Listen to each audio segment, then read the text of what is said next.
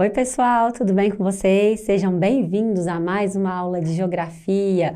Vamos lá aprender mais um pouquinho? Bom, vamos lá para a EJA, nível 1. Bom, gente, hoje a nossa aulinha é de continuação da região Nordeste. Na verdade, a nossa última aula, tá?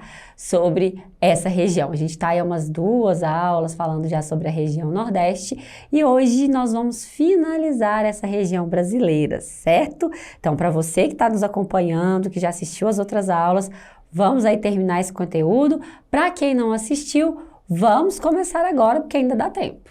Então, vamos lá. Bom, antes a gente vai dar uma revisada, então, para que a gente falou na última aula. Nós falamos sobre o Agreste e o Sertão Nordestino, né? Que são sub-regiões da região Nordeste.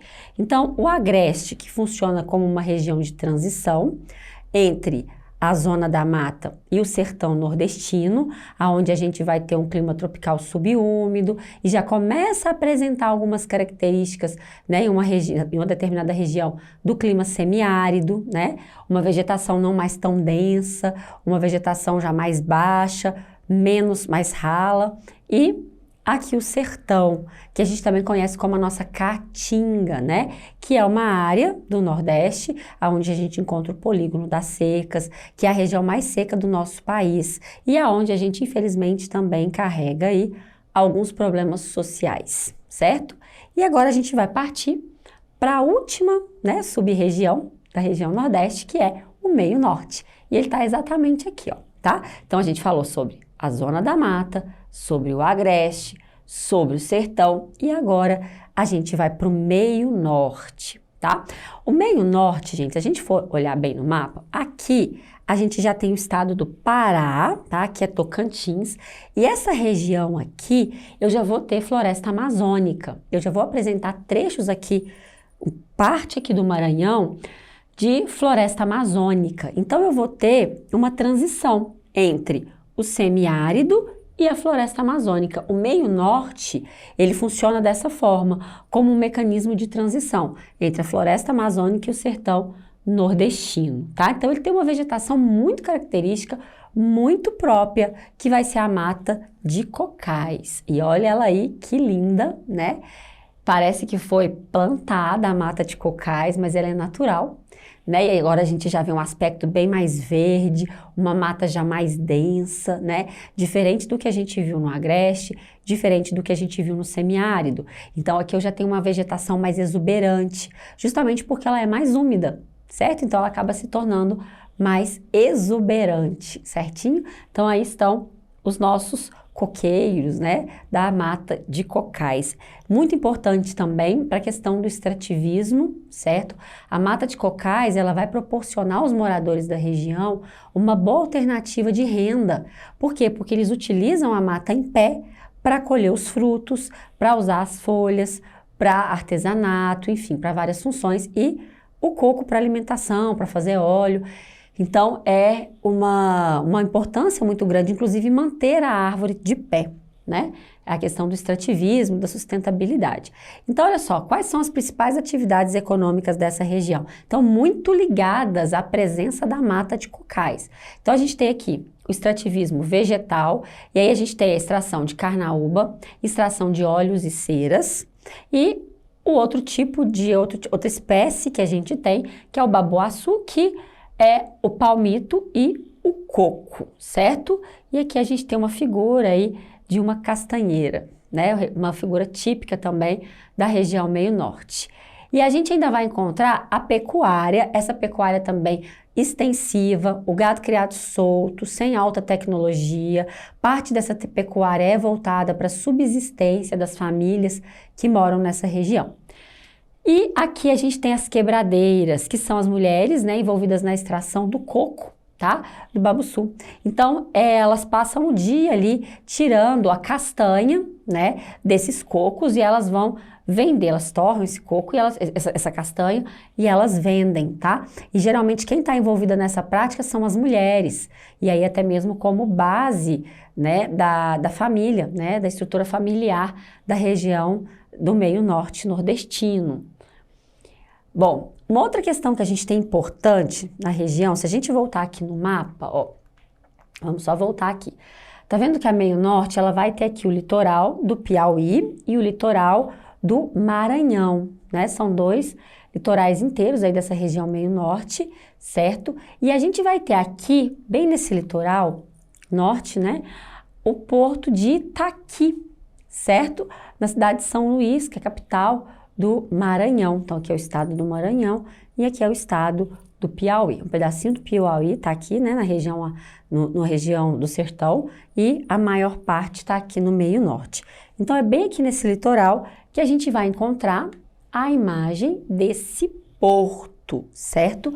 Que é o porto de Itaqui, né, em São Luís, que é uma principal região urbana, né, do meio norte. A gente também vai ter Teresina, que é a capital do Piauí, mas aqui São Luís, né, tem uma importância porque é uma cidade maior, uma cidade com maior infraestrutura e maiores equipamentos urbanos. Itaqui é importante não somente para o transporte de indústrias, de produtos industrializados para exportação, mas todo o minério produzido dentro da região norte é escoado pelo porto de Itaqui. O estado do Maranhão está bem ao lado ali de Tocantins e do Pará, e o Pará, né, que já é região norte, a gente até falou dele, é um berço, né, de muitos recursos minerais. É um estado muito rico e que tem muitas minas, né, muitos produtos são retirados do Pará. E esses produtos saem ali do centro do estado e são levados, né, por via férrea, na maioria das vezes, por ferrovia, até o porto de Itaqui, aonde ele é levado para o mundo, aonde ele é exportado, com destaque para o minério de ferro, né, para a bauxita, para o cobre, que é extraído ali dentro do estado do Pará, tá? Então, não é só essa atividade de extrativismo, não é só essa ideia das quebradeiras que vão tirar ali a questão das castanhas, da fabricação da cera e do óleo de coco, mas a gente também tem um setor muito aquecido com esse porto, que é um dos principais portos do nosso país, tá? E ajuda a fazer todo o escoamento de mercadoria ali do norte do Brasil. Bom, uma outra questão, gente, agora já saindo da região meio norte, daqui a pouco a gente vai fazer uma revisão de todas essas regiões, ainda nessa aula, a gente vai fazer uma revisão de todos as sub-regiões. A gente vai falar agora sobre o turismo na região nordeste, né? Nós falamos muito desde o começo, né, das nossas aulas sobre o Nordeste, que era uma região que tinha agricultura, principalmente na zona da mata, para exportação, que tinha pecuária, que tinha uma região industrializada, principalmente ali na Bahia. Falamos da questão do Agreste também, com uma pecuária, uma agricultura mais de subsistência. Aqui no meio norte, com a presença do extrativismo muito forte, mas a gente não pode deixar, eu quis trazer de forma separada, para a gente falar um pouquinho sobre o turismo no Nordeste, né?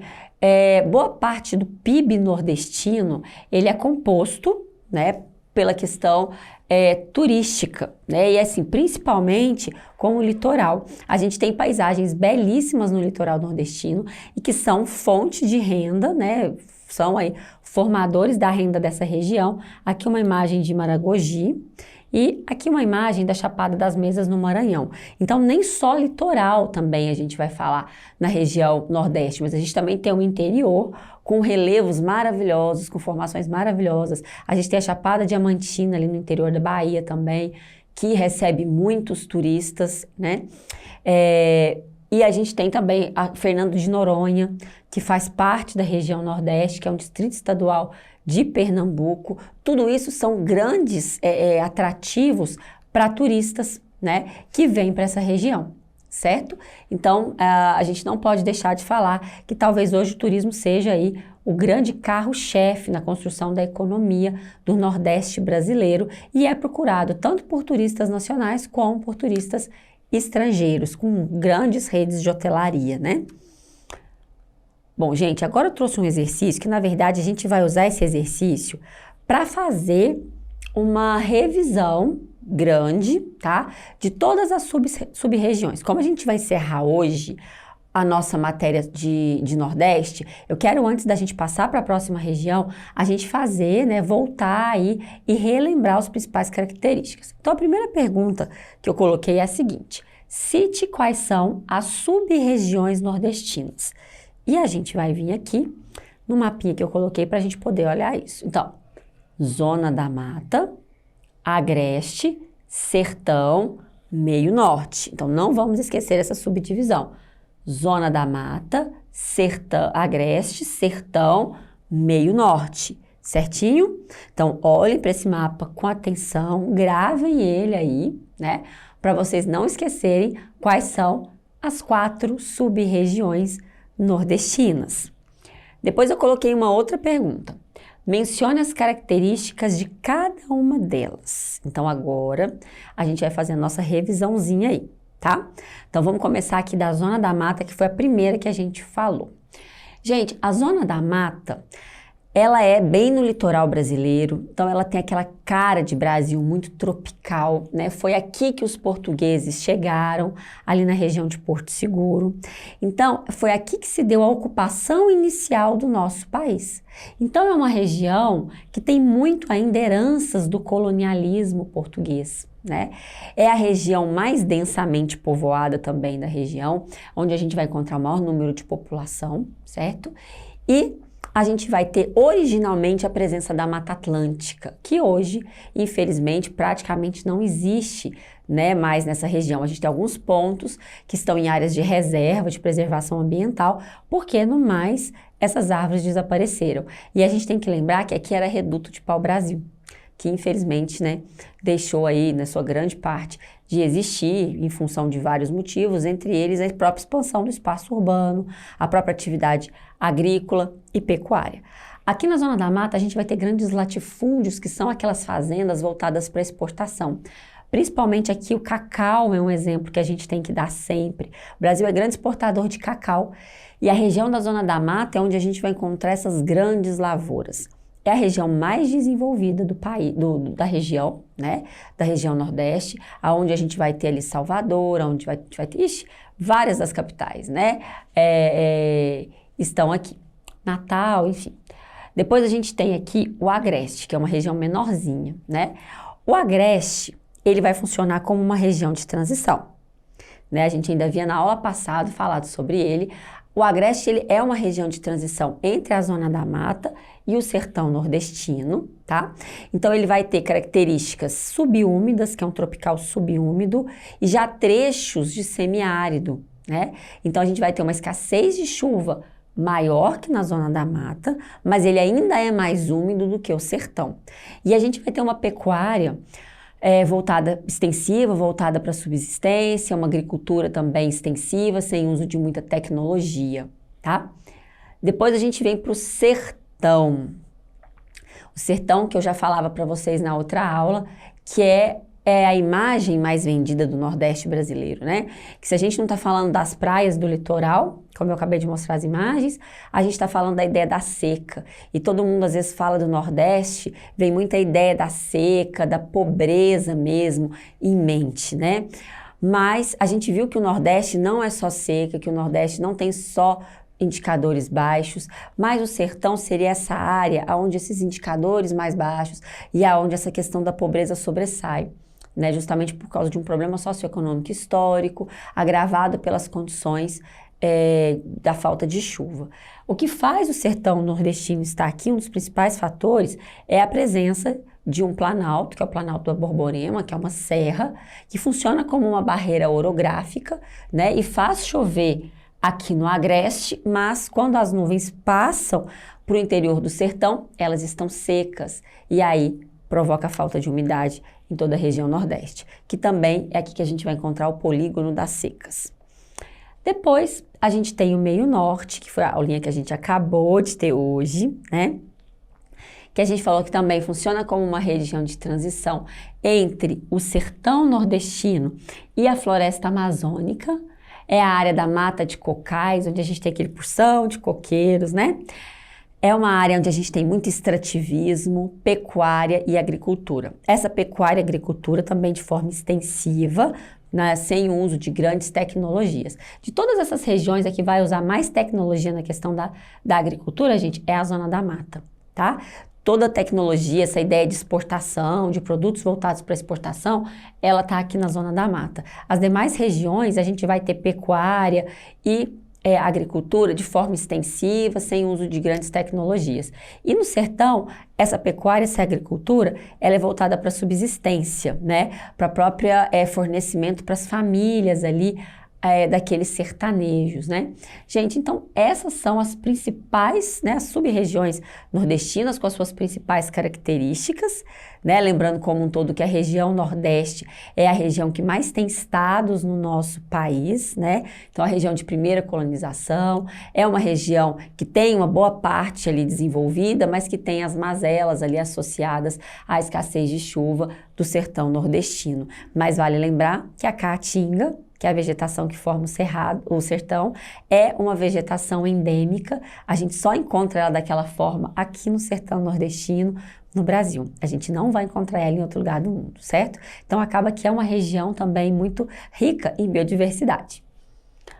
Bom, então na nossa aulinha de hoje, a gente falou sobre a sub-região Meio Norte, sobre atividade econômica e fizemos aí um exercício que serviu como uma revisão, né, para as nossas aulinhas de Nordeste.